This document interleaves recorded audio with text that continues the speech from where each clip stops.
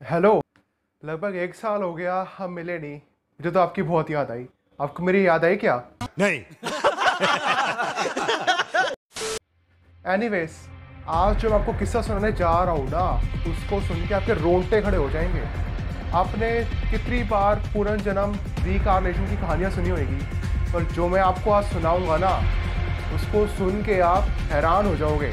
I am Arshdeep Singh and you are watching amazing facts. आपने कई सारे किस्से कहानियाँ सुनी होगी जिसमें कोई बंदा अपने पिछले जन्म की बातें बता रहा है, बट जो आज मैं आपको कहानी बताने जा रहा हूँ ना, ये बिल्कुल सच्ची रियल कहानी है। एक बंदा जिसका जन्म धरती पे हुआ, बट वो क्या था, पिछले जन्म में वो मार्स का प्राणी था। जी हाँ, मार्स का प्राणी, मतलब एक एलियन का जन्म हमारी धरती पे हुआ। तो आपको यकीन नहीं हो रहा होगा, तो आपका यही भ्रम तोड़ने मैं आज यहाँ पर आया हूँ। 11 जनवरी 1996 में एक बच्चे ने रशिया में जन्म लिया।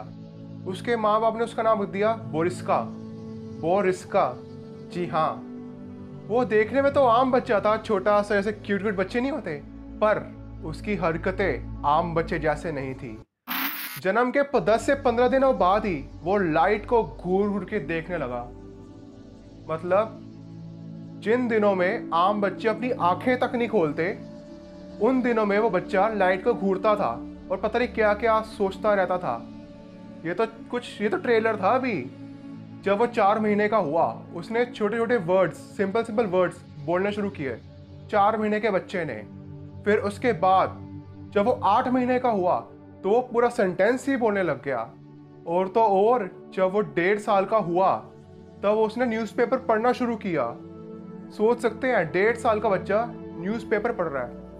मैं तो अभी तक नहीं पढ़ता। जब वो बच्चा 2 साल का हुआ, तो उसके माँ बाप ने उसको केजी में डाल दिया, जैसे हर छोटा छोटा बच्चा जाता है। पर जो पढ़ाई वो पढ़ के आता था, वो इसके लिए बिल्कुल सिंपल थी। वो तो 10th क्लास के क्वेश्चन सॉल्व कर देता था। आप सोच सकते हैं क्या? और तो और 2 साल की उम्र में ही 2 साल की उम्र में ही उसने ऐसी इतनी अद्भुत पेंटिंग बना दी कि बड़े बड़े हैरान हो गए। और वो अक्सर गैलेक्सी, प्लैनेट्स, स्टार्स के बारे में, यूनिवर्स के बारे में बातें करता रहता था। जब वो बच्चा थोड़ा बड़ा हुआ, तो वो ऐसी ऐसी बातें करने लग गया कि आप उसकी कल्पना भी नहीं कर सकते।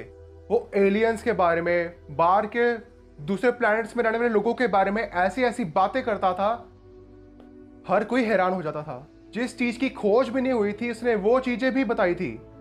जैसे जैसे वो बड़ा हुआ, लोगों ने उसकी बातें इतनी वायरल कर दी कि उसके इंटरव्यू होने लगे, न्यूज़ चैनल्स पे उसको बुलाने लगे। बोरिस्का बताता था कि वो पिछले जन्म में मार्स का प्राणी था। वो मार्स पे रहता था। उनकी टेक्नोलॉजी बहुत ज़्यादा एडवांस थी। वो ऑक्सीजन नहीं, कार्बन डाइऑक्साइड लेते थे। और तो और उनकी टेक्नोलॉजी इतनी एडवांस थी कि वो जुपिटर को सन बनाने की कोशिश कर रहे थे। पर उनकी किसी दूसरे प्लैनेट वालों के साथ जंग छिड़ गया, लड़ाई हो गई, और उनके प्लैनेट पे बहुत सारे परमाणु हमले हुए, जिसके करके उनकी पूरी टेक्नोलॉजी ख़राब हो गई। जो कुछ 2-4 बंदे बच गए थे, उन्होंने अंडरग्राउंड कॉलोनी बना ली और वहाँ पर रहने लगे। वो बताता है कि आज भी मार्स पर अंडरग्राउंड सिटीज़ है, बहुत एडवांस सिटीज़ वहाँ पर डेवलप हो गई है। बोरिस्का ने ये भी बताया कि जब वो मार्स पे रहता था, मतलब पिछले जन्म में जब वो था, तब उसने धरती पे बहुत चक्कर लगाए। धरती पे वो कितनी बार आया। इसका मतलब कि जो एलियंस है वो धरती पे नज़र रखते हैं। हमें क्या पता हमारे आसपास ही कोई एलियंस हो।